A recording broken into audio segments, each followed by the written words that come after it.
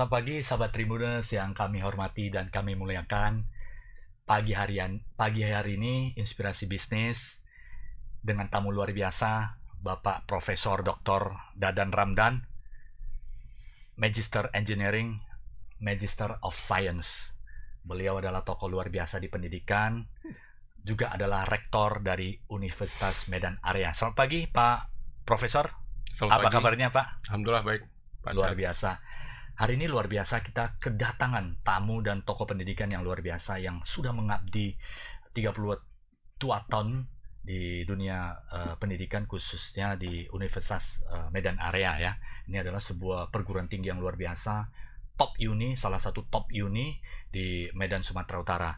Pagi hari ini kita akan membahas tentang transformasi digital di perguruan tinggi. Nah, ini Profesor nanti akan cerita banyak, sharing dengan sahabat Tribuners semuanya mengenai proses transformasi digital selama pandemi seperti apa, dan kemudian bagaimana perkembangan berkesinambungan untuk mendukung proses belajar mengajar supaya memberikan yang terbaik kepada mahasiswa, masyarakat, profesional, dan pebisnis dimanapun kita berada.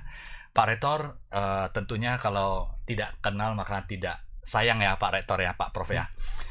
Pak Profesor, ceritakan sedikit tentang Universitas Medan Area Pak. Prof, silakan Prof. Baik, terima kasih Mas Yan. Selamat pagi, Assalamualaikum warahmatullahi wabarakatuh untuk pemirsa semua. Waalaikumsalam. Universitas Medan Area itu lahir ya 40 tahun yang lalu. Jadi tahun ini adalah tahun ke-40-nya, tepatnya pada tanggal 29 April ya, bulan depan ya. Universitas Medan Area ulang tahun ya, yang ke-40. Sampai hari ini Universitas Medan Area sudah memiliki 32 program studi, 6 diantaranya program magister dan 1 ada program doktor ilmu pertanian. Dan ada program studi yang terbaru yaitu magister manajemen dan program studi pendidikan agama Islam. Gitu. Sekian. Luar biasa, 40 tahun ya Prof ya. Ya. 40 tahun itu adalah sebuah perjalanan yang tidak mudah, sahabat Tribuners, penuh perjuangan sehingga menjadikan Universitas Medan Area adalah sebuah universitas yang top di Kota Medan, Sumatera Utara. Nah, cerita tentang 40 tahun dan ada 6 program S2 ya, Prof ya, dan betul. Kemudian ada 1 program doktoral ya. Betul. Ini adalah sebuah achievement yang luar biasa dan kita tentunya ingin mengetahui bagaimana prosesnya sehingga bisa berkembang sampai saat ini dan memberikan kontribusi yang besar kepada masyarakat Kota Medan dan Sumatera Utara. Prof, kalau menuju sampai ada 6 program studi di S2 dan 1 di S3 dan kemudian ada 32 program studi S1, itu bukan hal yang mudah dicapai ya Prof ya. Dan untuk menuju ke sana bagaimana persiapannya Prof? Apakah dari segi infrastruktur dan kemudian dari segi persiapan kurikulumnya, kemudian dari segi tenaga pengajar, dosen-dosen, bagaimana membuat sebuah kekuatan dan kemudian sebuah prestasi sehingga bisa mendapatkan kepercayaan yang begitu besar dari masyarakat Kota Medan, Sumatera Utara ini, Prof? Ya, baik, terima kasih. Jadi UMA saat ini dikelola itu di bawah naungan Yayasan Pendidikan Haji Salim. Jadi perguruan tinggi swasta itu sangat ditentukan oleh kekompakan antara perguruan tinggi dengan yayasan, sehingga untuk melakukan perkembangan itu akan lebih mudah jika kita selaras serasi kompak dengan yayasan. Itu yang pertama, modal pertama. Yang kedua, memang kalau membangun perguruan tinggi, program studi baru misalnya, itu yang utama adalah SDM, terutama SDM dosen. Jadi alhamdulillah UMA sampai hari ini ada 331 dosen. 40% diantaranya sudah bergelar doktor dan ada 7 guru besar. Inilah yang membuat kita terus memiliki kepercayaan untuk membuka prodi baru.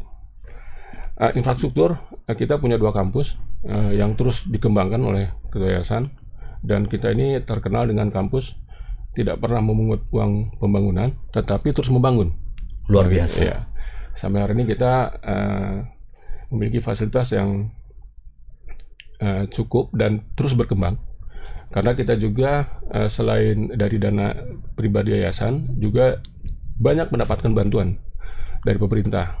Inilah yang memberikan kita terus mendapatkan kepercayaan dari masyarakat, karena pemerintah pun sangat besar kepercayaan kepada Universitas Arya dengan berbagai macam bantuan, terutama untuk bantuan pengembangan SDM dan pengembangan fasilitas laboratorium. Gitu Mas ya. Termasuk penelitian ya, Prof. Ya, penelitian kebetulan kita memiliki lembaga penelitian dan pengembangan masyarakat yang terus dikembangkan. Kita memiliki aturan yang mewajibkan kepada seluruh dosen harus meneliti setiap semester, harus melakukan pengabdian masyarakat setiap semester. Dan kalau tidak dilakukan, maka dosen akan mendapatkan sanksi. Nah, gitu. Oleh karena itu sekarang itu berbondong-bondong, karena setiap tahun yayasan itu sangat luar biasa yang menggelontorkan dana untuk penelitian, untuk pengembangan dosen, untuk naik pangkat dan sebagainya. Bahkan sekarang itu sudah ada SK, ya, ketentuan dari yayasan, kalau ada dosen yang ingin menjadi guru besar, sudah disediakan dana satu orang 150 juta. Luar biasa. Gitu. Jadi semangat dosen cukup baik ya, karena setiap dosen yang akan naik pangkat, setiap levelnya itu ada bantuan dana dan juga support dari sisi administrasi. Nah, begitu. Luar biasa, sahabat Tribuners. Inilah yang menjadi latar belakang atau sebuah perkembangan ya, sebuah sejarah perkembang dari Universitas Medan Area. Kita melihat perguruan tinggi UMA ini, universitas ini sekarang begitu kokoh, kuat, begitu keren, begitu mendapatkan percayaan tinggi dari masyarakat. Ini adalah proses perjuangan selama 40 tahun sejak berdiri. Dan ini tidak mudah ya. Dukungan dari yayasan juga sangat tinggi kepada universitas, 300 sekian dosen yang ada di Universitas Medan Area, 40% sudah bergerak doktor ya, Prof ya. Dan kemudian ada 7 guru besar senantiasa berkembang secara terus-menerus, infrastruktur maupun tenaga pengajar. Inilah membawa Universitas Medan Area UMA ini menjadi universitas salah satu yang terbaik di Medan, Sumatera Utara. Dan kepercayaan masyarakat juga semakin meningkat. Nah, ini bukan datang secara tiba-tiba ya, Prof ya. Ini adalah proses yang sangat panjang sekali. Nah, Prof, kalau untuk visi ke depan dari Universitas Medan Area ini seperti apa ya, Prof ya? Kan sudah berkembang sedemikian maju, apalagi yang ingin dicapai, Prof? Terima kasih. Jadi visi kita, kebetulan saya menjadi rektor periode kedua tahun pertama. Jadi untuk periode kedua ini saya punya visi khusus rektorat dan dengan teman-teman, jadi ingin menjadikan Green Digital University tahun 2033. 2033. UMA harus menjadi Green Digital University. Nah, yang dimaksud dengan Green Digital University ini apa, Prof? Begini. Jadi sekarang ini kan sudah era digital. Kita sebetulnya tidak ingin UMA ini hilang yang dalam waktu tertentu. Justru UMA ingin terus ada selamanya. Nah, kalau ingin ada selamanya, maka digitalisasi ini penting. Tapi digitalisasi yang mana gitu? Tentu yang berkelanjutan, yang punya kontinuitas, ya kan? Jadi kita canangkan menjadi Green Digital University. Jadi green di sini adalah selain punya pemahaman kontinuitas, keberlanjutan, juga memiliki arti kejujuran, integritas. Jadi UMA ini harus memiliki manajemen yang pasti karena digital, ya, dan jujur, benar, begitu, sesuai dengan aturan yang ada. Tidak boleh neko-neko, tidak boleh punya kebijakan sendiri. Jadi harus menggunakan ketentuan yang sudah ditetapkan bersama. Nah, itu pengertian green secara manajemen. Tetapi green secara teknologi adalah dia harus memiliki keberlanjutan. Jadi sampai kapanpun sistem digitalisasi dan UMA itu harus tetap berada di masyarakat. Di masyarakat, luar biasa. Jadi ada dua ya green definisinya, Prof ya. Pertama adalah green secara manajemen adalah berintegritas, dapat dipercaya, kemudian mengikuti aturan-aturan dari pemerintah dan peraturan yang berlaku di dunia pendidikan dan senantiasa terlalu berkembang. Kalau di teknologi adalah teknologi green teknologi yang bisa berkembang secara terus-menerus yang mengikuti perkembangan zaman ya. Betul. Dan ini sudah dilakukan berapa lama prosesnya, Prof? Ya, ini kan saya ini baru tahun pertama nih. Jadi sekarang ini sedang taraf persiapan. Jadi kita sedang dalam transformasi nih, perubahan. Jadi kebijakan-kebijakan, program-program, kemudian strategi-strategi kita sudah mulai melibatkan atau menggunakan digitalisasi. Nah, begitu. Nah, kita ini dalam menyiapkan transformasi digital, kita sudah dari periode pertama. Jadi sudah 5 tahun yang lalu, ya kan. Jadi kita sudah membuat aplikasi digital secara mandiri, juga menggunakan dari luar, ya kan. Kita mix, ya kan.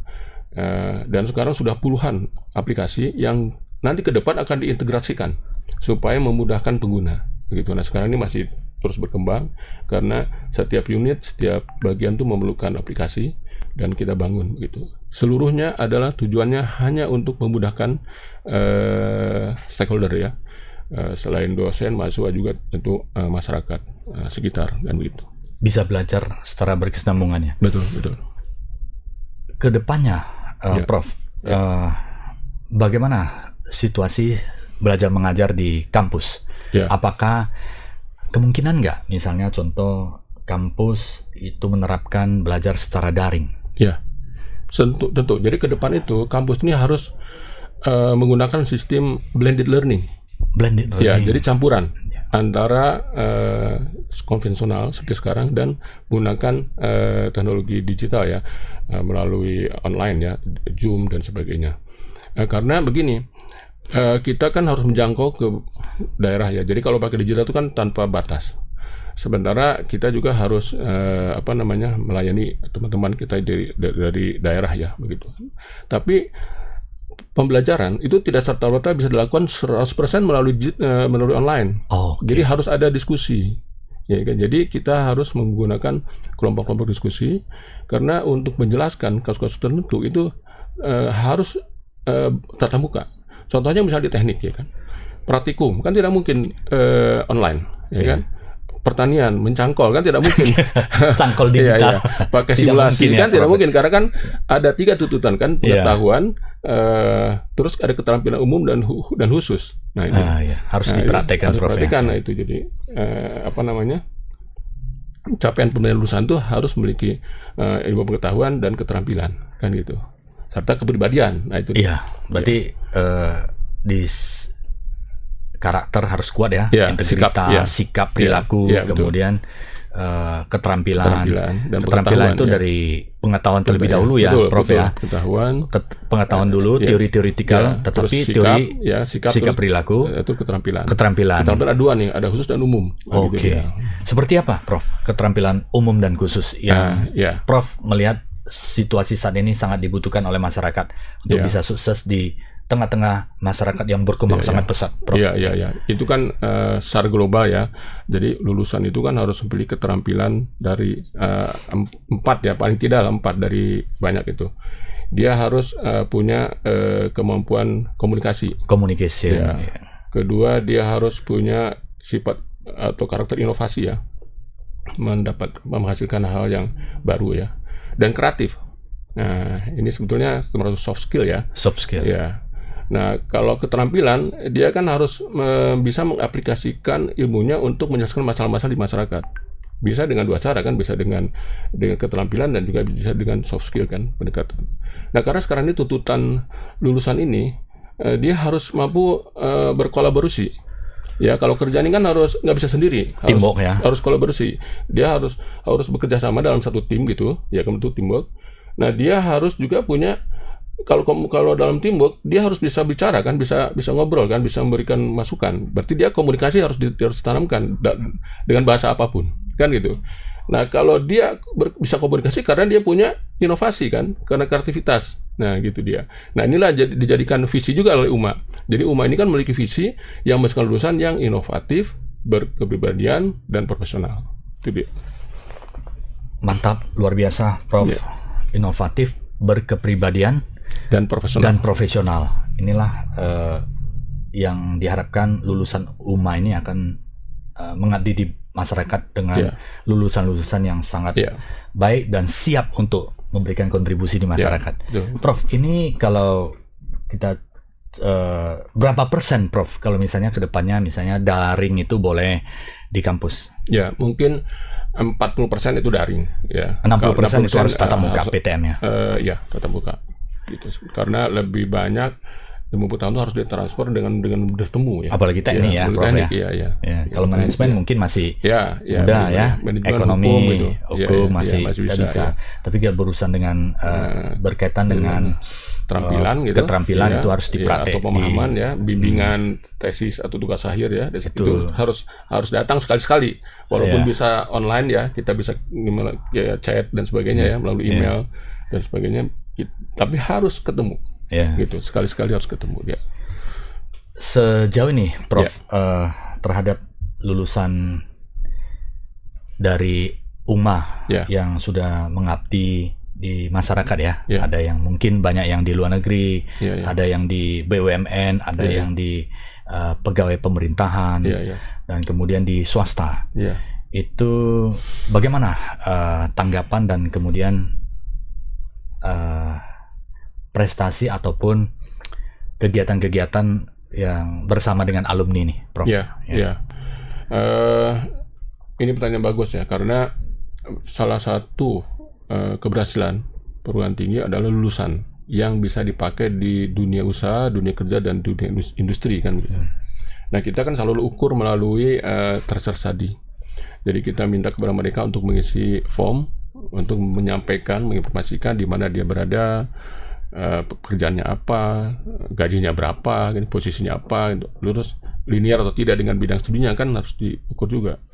Nah, begitu. Nah, ini berdasarkan hasil tracer study yang terakhir itu rata-rata itu dari yang mengisi, ya, karena begini, yang mengisi ini tidak semua, kan ada batas persentase minimal harus mengisi. Misalnya itu kan kita tidak bisa mengirim kepada mereka secara tepat alamatnya, kan. Mereka itu kan mobile, ya kan. Kadang-kadang nomor handphone pun berubah.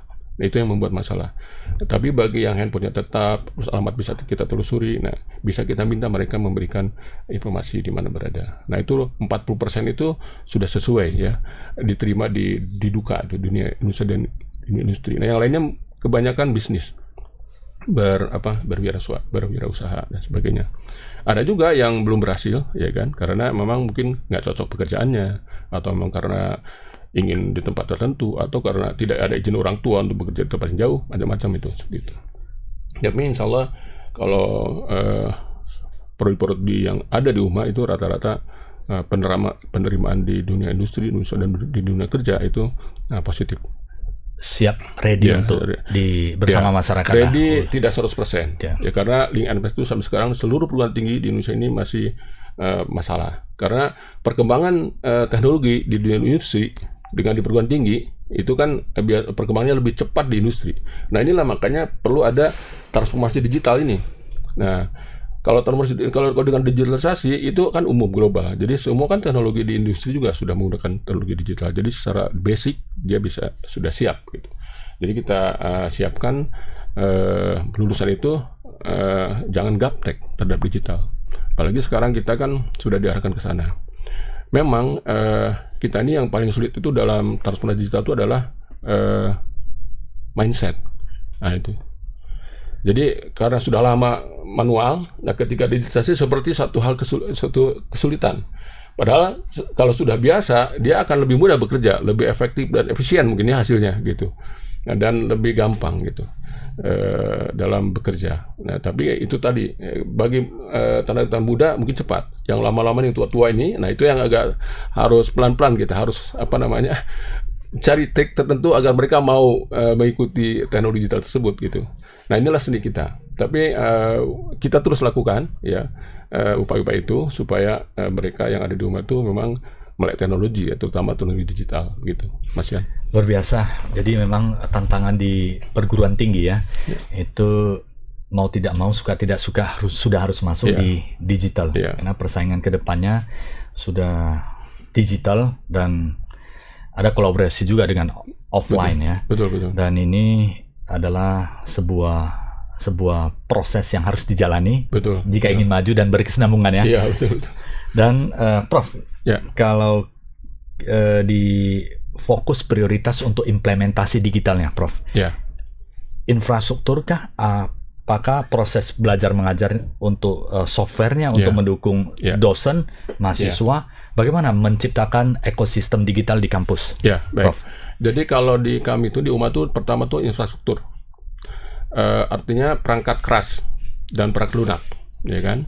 Nah, kemudian SDM. Tapi sesungguhnya bisa paralel ya, karena banyak aplikasi yang harus dipakai karena kebutuhan. Jadi ketika sudah diciptakan aplikasi, maka SDM harus menggunakannya. Nah, dalam hal ini kan kita harus pelan-pelan melakukan sosialisasi kepada stakeholder yang menggunakan. Nah, jadi tahapan kami itu kebijakan sebetulnya, ya, kebijakan, komitmen yayasan, kemudian kita mau apa dulu yang penting kan gitu, kemudian baru kita pelan-pelan kita terapkan kan gitu. Nah, masalah di kami itu dalam hal implementasi digital ini adalah itu tadi penyerapan, ya kan? Karena kan tidak sama nih. Jadi tidak langsung bisa diserap oleh seluruh stakeholder. Jadi perlu ada satu metode dengan cepat sosialisasi atau misalnya seperti pelatihan, kemudian melalui semacam mereka tuh harus mengikuti perkembangan aplikasi yang ada, karena kalau tidak paham secara terintegrasi itu mereka nanti bingung, ya kan, bagaimana kalau ada masalah. Nah, oleh karena itu perlu ada satu pemahaman yang sama. Yang kedua yang harus diperhatikan dalam selain tadi main mereka ya, bahwa ini akan memberikan kemudahan, juga itu tadi kejujuran. Kan namanya aplikasi ini kan dibuat oleh manusia, kan gitu. Mau tidak mau kan secanggih apapun itu program pasti bisa ditembus.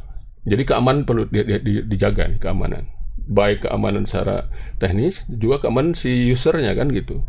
Nah gitu, jadi ini penting. Jadi jangan sampai kan begini, banyak yang tidak menerima, loh kok seperti itu.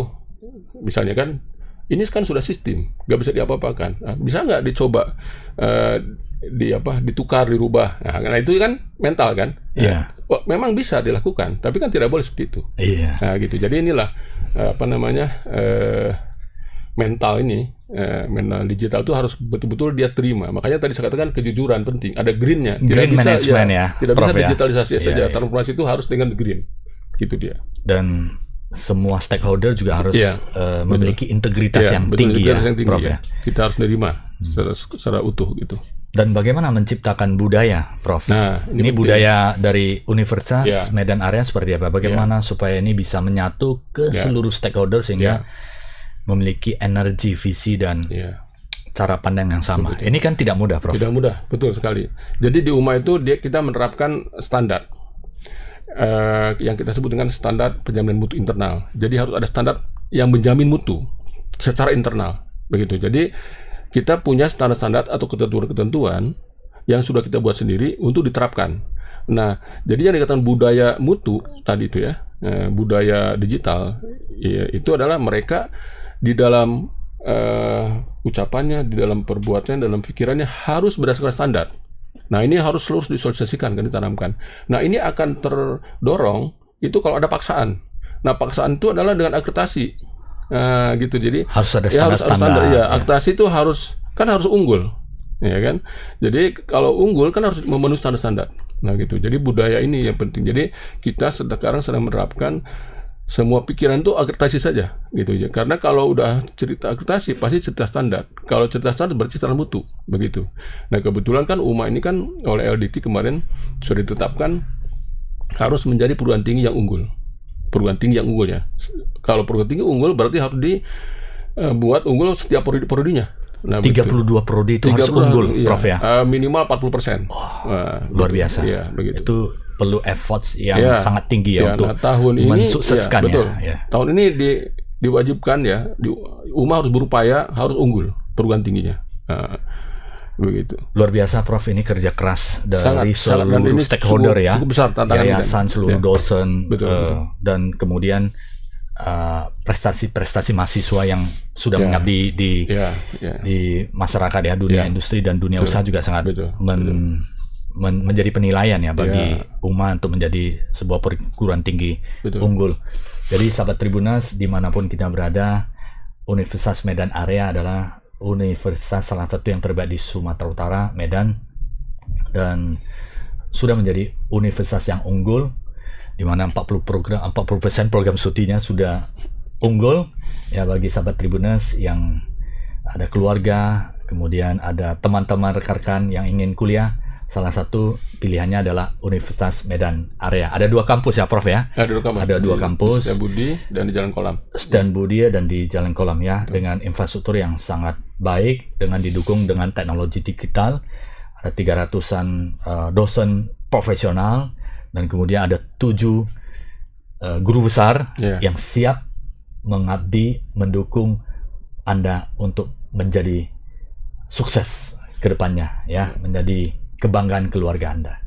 Nah ini Prof, ini kan tidak mudah ya, 40%. Bagaimana mempertahankan ini semua, Prof? Ini kan mendapatkan lebih mudah, Prof ya. Mempertahankan dan membuat lebih maju lagi itu perlu konsistensi dan perlu sistem.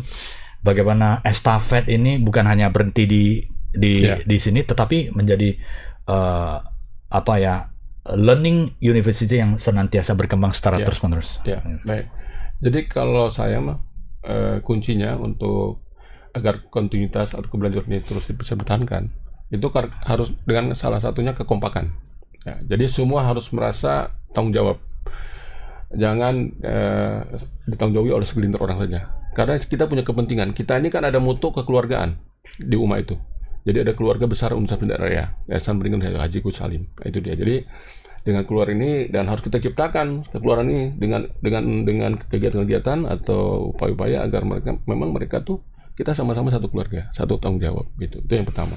Yang kedua, tentu kita harus memahami semua keperluan supaya bisa dipenuhi itu. Jadi jangan kita lalai dengan standar-standar tadi.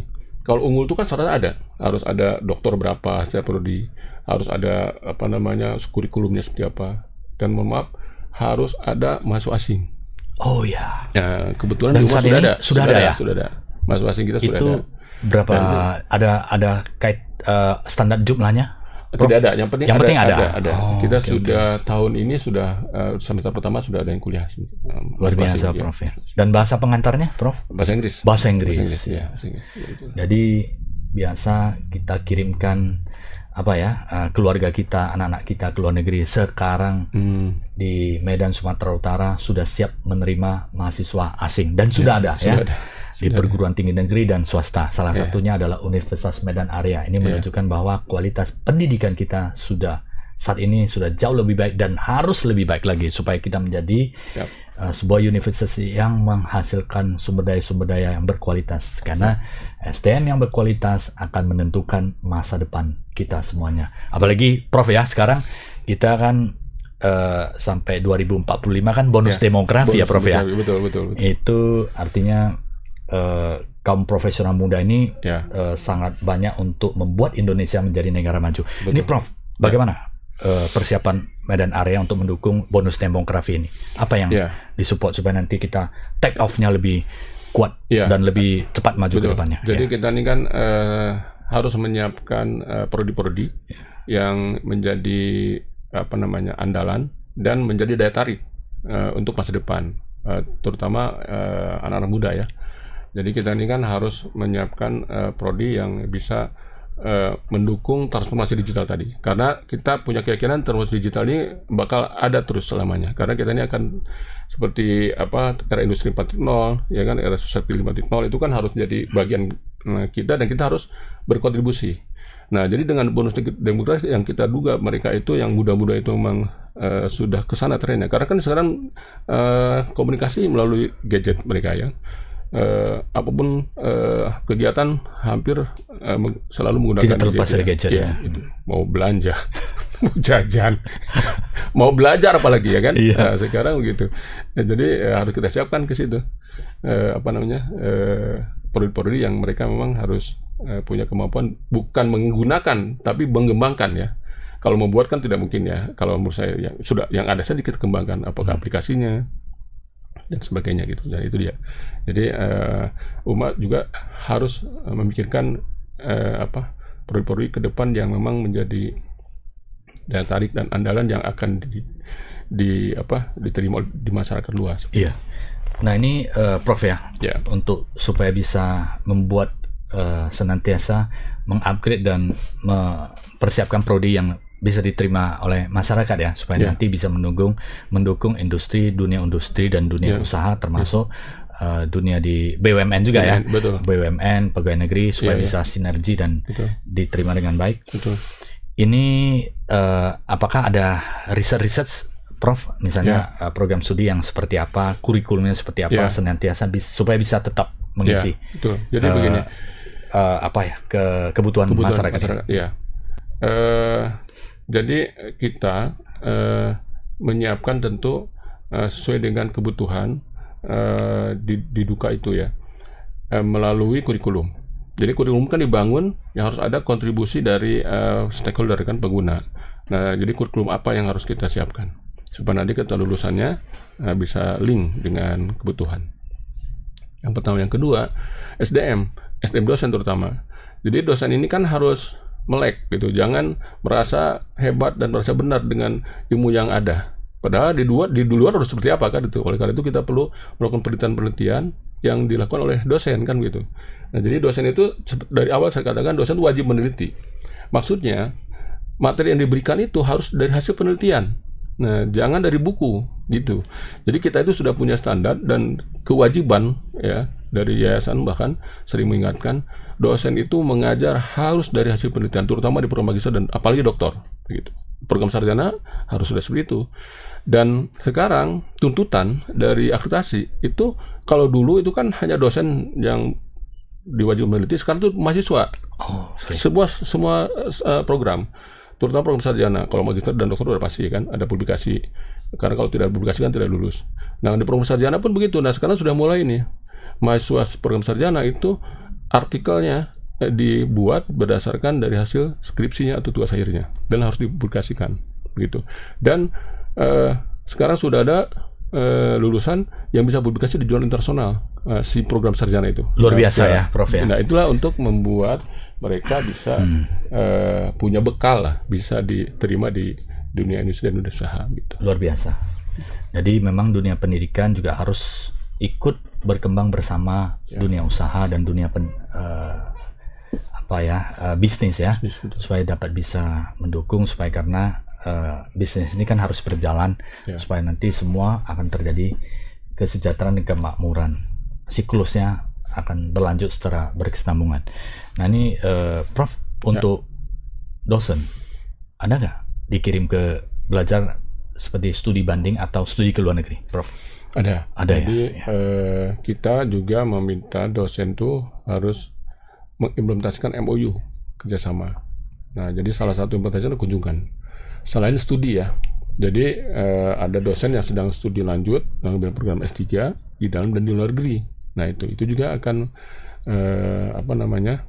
memberikan kontribusi ya kepada UMA untuk bisa bekerjasama dengan dunia luar, di luar negeri terutama.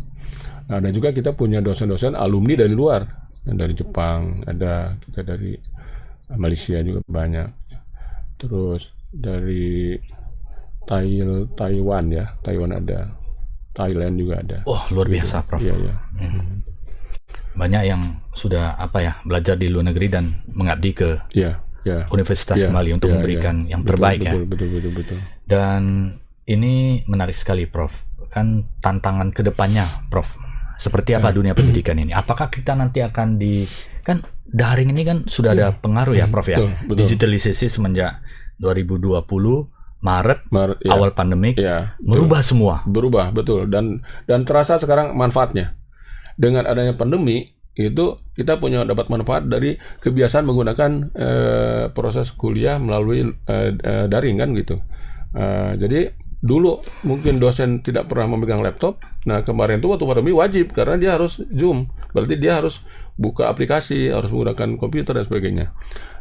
Bagi orang-orang yang lama itu mungkin pertama mungkin yang udah senior ya, mungkin satu hambatan, tapi lama-lama kan kewajiban. Kalau untuk dosen-dosen muda mungkin satu hal yang tidak aneh kan gitu. Nah ini jadi dengan adanya pandemi itu kalau saya melihatnya positif ya. Jadi ada manfaatnya karena kita melihatnya secara digital ya, digitalisasi gitu seperti itu. Nah itu jadi saya merasa selain kebiasaan sekarang dilanjutkan ya kan, ada yang terus luring kan, dan daring ya. Ada itu makanya muncul kegiatan yang blended, campuran.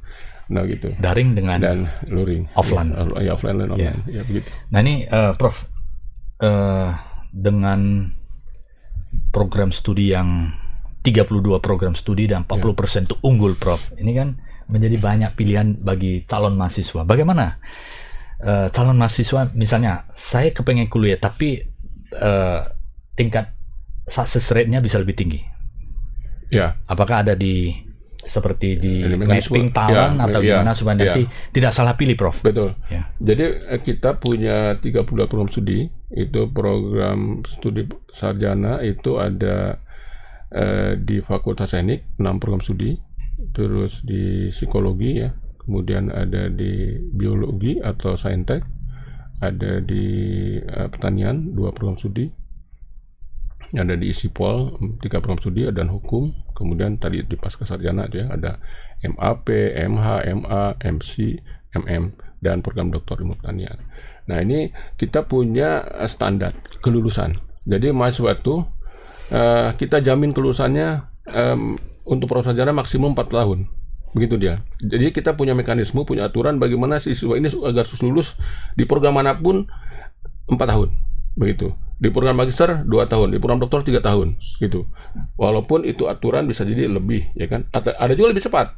Itu seperti di psikologi ya kan, ada lebih di bawah 4 tahun. Nah, jadi si dosen ini kita harus beri pemahaman, jangan mempersulit. Bukan dimudah-mudahkan kan? Maksudnya itu bukan dimudah-mudahkan, tapi dibimbing, dikasih tugas begitu ya, supaya dia tuh memang tidak ada kesulitan di dalam belajar begitu. Itu kita terapkan kepada seluruh prodi. Jadi kita tidak memilih-milih prodi mana yang bakal cepat selesai, bakal susah. Nah, kecuali pada dirinya. Nah, seperti di teknik ya. Teknik itu kan banyak praktikum.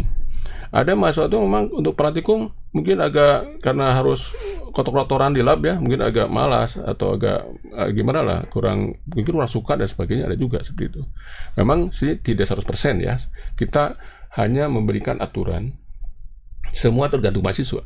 Ada mahasiswa ingin lama karena dia ingin organisasi terus kan gitu ya, nggak apa-apa kan, dia kan pilihan itu kan, masih terus ingin di kampus ya Prof ya, ingin terus bercengkrama dengan jadi mahasiswa abadi nanti Prof. Iya, ada juga mau cepat gitu ya gitu.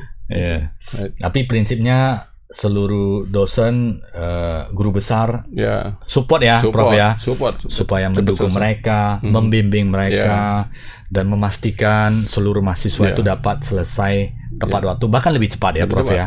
Jadi ada ilmu, ada tanggung jawab moral juga dari seluruh tenaga pendidik, pengajar, dosen dari universitas untuk memberikan yang terbaik bagi mahasiswa. Bukan hanya tugas PR kemudian kerjakan sendiri, tidak mau tahu ya. Itu sudah bukan zamannya lagi ya Prof ya. Betul. Dan kalau misalnya membiarkan itu sudah mungkin budayanya udah beda ya Prof ya. Sekarang kita mengayomi seperti tim antara mahasiswa dengan dosen itu bersama-sama untuk menyukseskan ke depannya. Prof, kalau untuk dunia bisnis seperti ini kan sekarang lagi banyak dibangkitkan itu UMKM, Prof. Itu bagaimana dari segi kampus itu mendukung UMKM, Prof? Sangat mendukung. Karena UMKM ini adalah salah satu tulang punggung ya perekonomian nasional. Betul. Yang UMKM ini lebih tahan terhadap krisis kan. Betul, dan sangat banyak Prof. Ya UMKM kan didukung atau disupport oleh pengusaha muda ya, Ya. entrepreneurs ya kan, yang punya jiwa berwirausaha kan gitu. Nah kebetulan kita kan ada unit ya, pusat PKK namanya, pusat kewirausahaan dan kreativitas mahasiswa. Nah itu jadi kita bimbing mereka yang ingin berusaha, dan kita ada mata kuliah kewirausahaan, kita ada praktek kewirausahaan. Nah dan kita banyak kerjasama dengan industri-industri penengah ya, dan kecil ya kan. Jadi kita ajari mereka, kita bimbing mereka, kalau seandainya nanti suatu saat sudah lulus mau berbisnis sudah siap, karena kita sudah beri ilmu Modalnya, dasar ya, begitu. ilmu dasarnya. Ilmu dasarnya. Jadi dan banyak sudah berhasil ya. Jadi pengusaha, karena kan lulusan ini kan walaupun dia misalnya sarjana, dia tidak boleh malu nih jadi pengusaha dari awal, dari nol dulu kan gitu. Dia harus punya mental dulu yang kuat kan untuk jadi pengusaha besar kan tuh. Begitu dia. Nah inilah yang kita sedang galakan supaya UMKM tadi bisa terus bermunculan kan gitu, yang akan mendongkrak atau menjaga ya stabilitas ekonomi di negara ini kan begitu. Kompleks ya, Kompleks, Prof ya. Iya. Dari sisi UMKM, profesional, dunia usaha, dunia industri, Sangat kompleks. Universitas area itu mendukung dan mensupport ke seluruh stakeholder yang ada di masyarakat ya, supaya memperkuat banyak sekali nanti dari bisnis profesional akan banyak sekali bermunculan profesional yang kuat ke depannya ya. Betul. Nah Prof, ini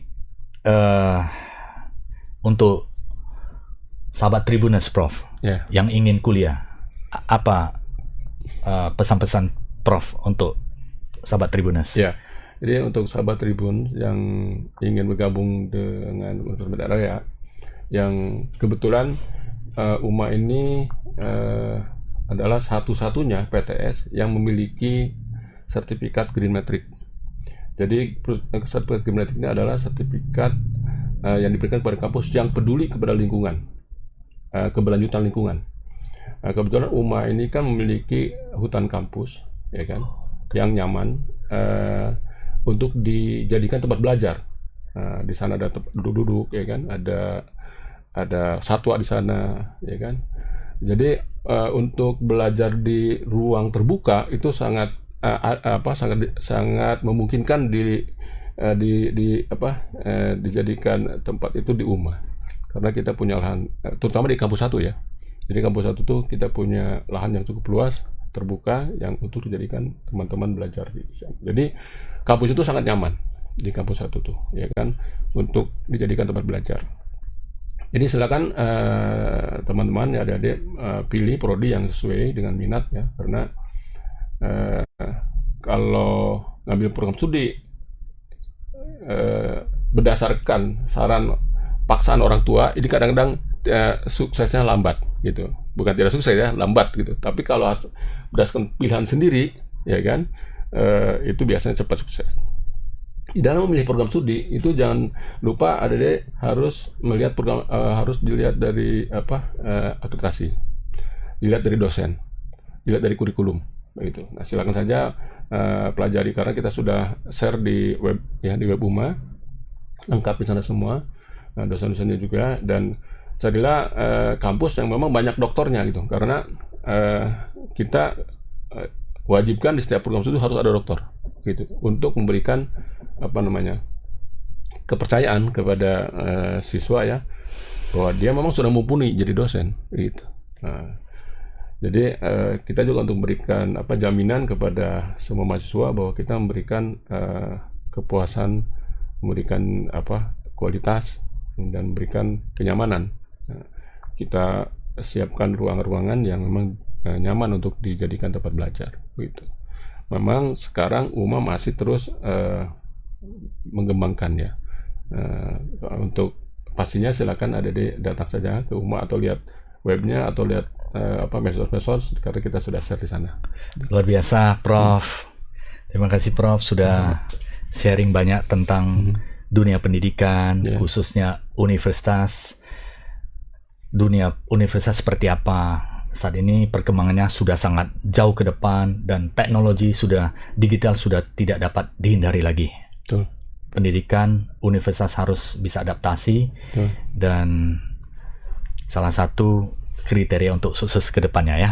Betul. Dan kita doakan Prof. Amin. Amin. Prof selalu sehat-sehat, terus mengabdi untuk dunia pendidikan. Amin. Universitas Medan Area senantiasa memberikan yang terbaik pada masyarakat, maju kasih. terus untuk umat, Prof ya. Terima kasih. Amin. Thank you. Prof, terima kasih sahabat Tribuners. Semoga apa yang disampaikan, apa yang diberikan oleh Prof. Dr. Dadan Ramdan, Magister Engineering, Magister of Science ini bermanfaat bagi sahabat Tribuners semuanya. Amin. Bagi sahabat Tribuners yang memiliki keluarga yang ingin kuliah, silakan datang mampir dulu ke kampus Universitas Medan Area, lihat-lihat. Semoga Anda cocok untuk kuliah di kampus Universitas Medan Area. Terima kasih sahabat Tribuners, sampai jumpa di Inspirasi Bisnis episode berikutnya yang selalu menarik untuk Anda. Terima kasih. Terima kasih.